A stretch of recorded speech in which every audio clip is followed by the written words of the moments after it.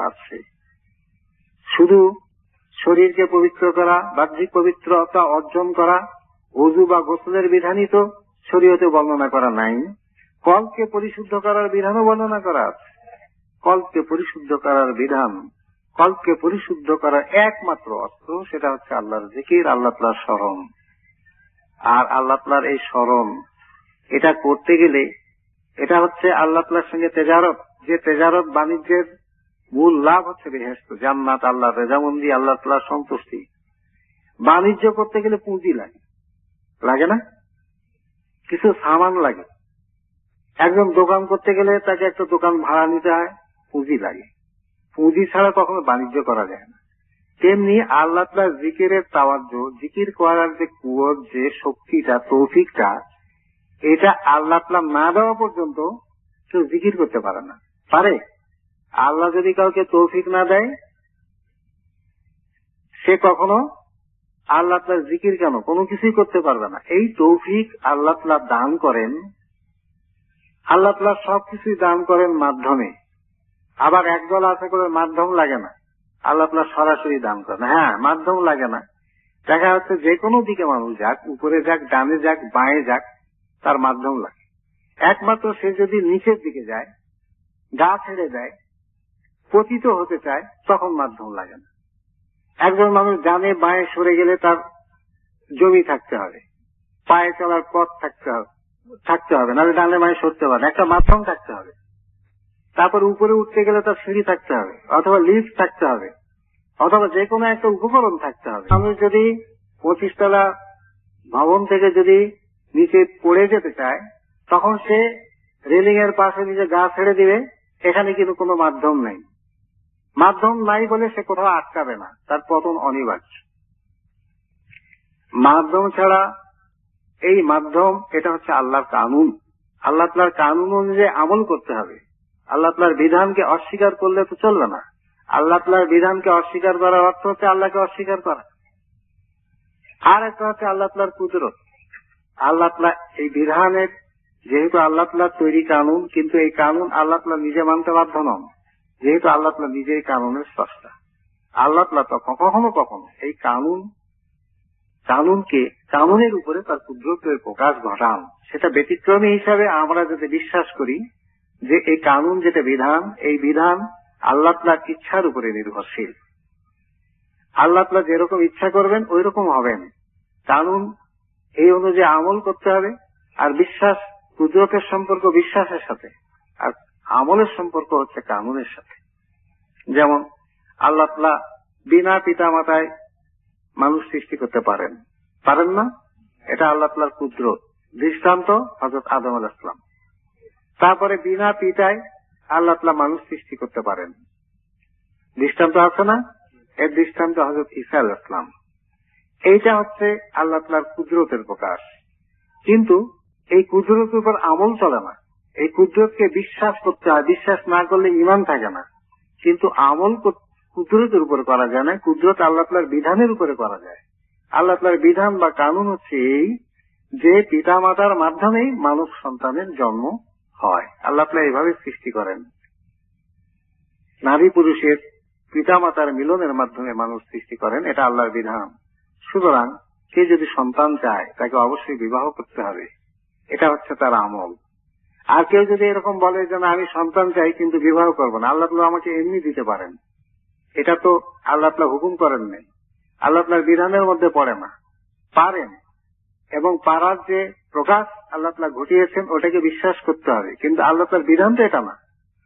এমনি কেউ যদি আল্লাহ তাআলার বিধান হচ্ছে এই যে একটা মাধ্যম ধরতে হবে, চাকরি অথবা ব্যবসা অথবা কৃষিকাজ, যে কোনো একটা উপায় ধরতে হবে রিজিকের, এর মাধ্যমে আল্লাহ তাআলা রিজিক দিবেন। কিন্তু আল্লাহ তাআলা এই মাধ্যম ছাড়াও রিজিক দিতে পারেন, দেন নাই? মুসা আলাইহিস সালামের উম্মতকে এই আয় রোজগার ব্যবসা বাণিজ্য কিছুই করেননি, আকাশ থেকে মান্না সালোয়া পাখি খাইয়েছেন, খান নাই? তারপরে হযরত ঈসা আলাইহিস সালামের জন্য আসমান থেকে, বেহেশত থেকে সরাসরি খানা চলে আসছে রীতিমতন। কিন্তু এটা বিশ্বাস করতে হবে, যেহেতু কোরআনে বর্ণিত আছে। সুতরাং আল্লাহ তাআলার কুদরতের উপরে বিশ্বাস করতে হবে এবং আল্লাহ তাআলার কানুন যেটা বিধানের উপরে আমল করতে হবে। সকল নবী রসুলগণ, সকল আল্লাহওয়ালাগণ, সকল দিনদারগণ, দুনিয়াদারগণ সবাই এই বিধান মেনে চলে, মেনে চলতে বাধ্য হয়। আর এই বিধান মেনে চললে সে এই বিধানের যে ফল সেটাও সকলে একরকমই পায়। এই যদি না হতো তাহলে পৃথিবী চলতো না। আল্লাহ তাআলার বিধানকে যদি মান্য করে সবাই, সূর্য, চন্দ্র, গ্রহ, নক্ষত্র, সমস্ত মখলুক আল্লাহর বিধান মেনে চলে বলে তাদের অস্তিত্ব রক্ষিত হয়। বিধান যখন কেউ, যেমন কোন নক্ষত্র তার নিজ কক্ষপথে আবর্তিত হতে হবে, এটা আল্লাহ বিধান করে দিয়েছেন। এই বিধান যদি কখনো নক্ষত্র না মানে তখন তার পতন অনিবার্য হয়ে যায়। তেমনি আল্লাহ বিধান করে দিয়েছেন আগুন পোড়াবে, এই আগুনে হাত রাখলে অবশ্যই হাত পুড়ে যাবে। মোমেনেরও হাত পুড়বে, কাফেরও হাত পুড়বে, পুড়বে না, এটা আল্লাহর বিধান না। কিন্তু আল্লাহ তাআলার বিধান, আল্লাহ তাআলার কুদরতের প্রকাশ এভাবে ঘটেছে। হযরত ইব্রাহিম আলাইহিস সালামকে অগ্নিকুণ্ডে নিক্ষিপ্ত করার পরে দেখা যাচ্ছে যে আগুন ওনাকে পোড়াচ্ছে না। এখানে কি হলো? আল্লাহ তাআলার কানুনের উপরে আল্লাহ তাআলার কুদরত প্রবল হয়ে গেল। এই কথাটা বিশ্বাস করতে হবে, করতে হবে না? কিন্তু এই অনুযায়ী আমল করা যাবে? এখন যদি বলেন ইব্রাহিম আলাইহিস সালাম আগুনে যেহেতু পোড়ায়নি, সুতরাং আমাকেও পোড়াবে না, আগুনের মধ্যে আমিও বসে থাকতে পারবো, এটা তো মুখে বললেও আমল কিন্তু কেউ করবে না। করবে নাকি? আমলের বেলায় সবাই সচেতন, নিজের ক্ষতি হয় এ ব্যাপারে সবাই সচেতন। কোন ক্ষতি? দুনিয়ার ক্ষতির ব্যাপারে সবাই সচেতন, কিন্তু আখিরাতের ক্ষতির ব্যাপারে সবাই সচেতন নয়। যদি আখিরাতের ক্ষতির ব্যাপারে সচেতন হতো তাহলে পৃথিবীতে কোনো কাফের, মুশরিক, কোনো বেঈমান, কোনো অবিশ্বাসী থাকতো না। আর আখিরাতের সম্পর্কে যারা মাজাজি, বাহ্যিকভাবে ঈমানদার, যারা অন্তর যাদের অপরিশুদ্ধ, যারা বাহ্যিকভাবে মনে করে আমরা ইবাদত বন্দেগী ইত্যাদি করব, অন্তর পরিচ্ছন্ন করার দরকার নেই, তাদেরও কি, তারাও আখিরাতের ক্ষতি সম্পর্কে সচেতন নয়। যদি সচেতন হতো তাহলে কলবে রোগ পুষে তারা আজীবন আরামে সুখে নিদ্রায় যেতে পারত না।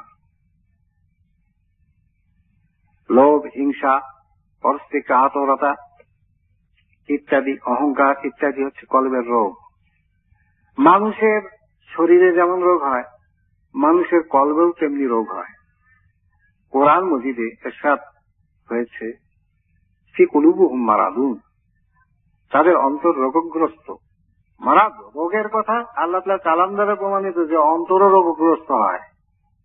তাহলে একটা মানুষের কল, রূহ, একটা মানুষের শরীর, দুই দিকেই রোগ হয় না একদিকে রোগ হয়? শরীরেরও রোগ হয়, কলবেরও রোগ হয়। তাহলে শরীরের রোগ সারানোর জন্য আমরা নিশ্চয়ই আল্লাহ তাআলা রোগ সারাতে পারে, কুদরতের উপর বিশ্বাস।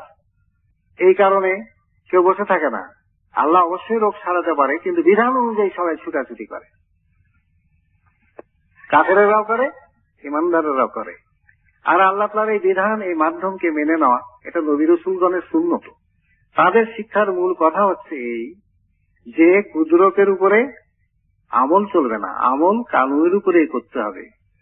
বাহ্যিকভাবে রোগ ব্যাধি কারো হলে সাথে সাথে দেখা যায় যে নিজের যতটুকু চিকিৎসা বিদ্যা আছে ওটুকু প্রথমে ফলানো হয়, ওই অনুযায়ী দেখে যে এটুকু করে গরম পানি খেয়ে, ঠান্ডা পানি খেয়ে, কুলি করে, বা এরকম হাত পায়ে তেল মালিশ করে ইত্যাদি করে বিভিন্ন রকমের আশেপাশের লতা পাতা খেয়ে ইত্যাদি খেয়ে হয় কিনা, দেখো হলো না, সাথে সাথে নিকটবর্তী ডাক্তারের কাছে যায়। ডাক্তার যেখানে যা বলে তাই মেনে নেয়। কি জন্য মেনে নেয়? যে সে নিজে ডাক্তার না, তার বুদ্ধি ফেল। এখন ডাক্তার যতটুকু ব্যবস্থাপত্র দেয় ওটুকু মেনে নেয়। ডাক্তার সকালে, বিকালে, রাত্রে 3টা ট্যাবলেট খেতে বলে, 3টাই খায়। কি জন্য? যে ডাক্তার জানে বেশি, এটা সে বুঝে গেছে, এবং ডাক্তারের এই ব্যবস্থাপত্র সে মেনে নেয়। কি জন্য? উদ্দেশ্য হচ্ছে রোগটা ভালো হবে। সে জানে 3টা ট্যাবলেটের কাছে 2টা খেলে আর সকালেরটা রাত্রে খেলে ডাক্তারের ব্যবস্থাপত্রের উল্টাপাল্টা করলে রোগ ভালো হবে না। সুতরাং ডাক্তারকে সে ঠিকই মেনে নিচ্ছে। স্বার্থ হচ্ছে কি? নিজে রোগমুক্ত হওয়া। কিসের রোগমুক্ত হওয়া? শরীরের রোগমুক্ত হওয়া। কিন্তু কলবে যে রোগ আছে এ ব্যাপারে সচেতন নয়। কলবে যে হিংসা আছে, লোভ আছে, অহংকার আছে, এ ব্যাপারে সচেতনতা তার মোটেও নাই।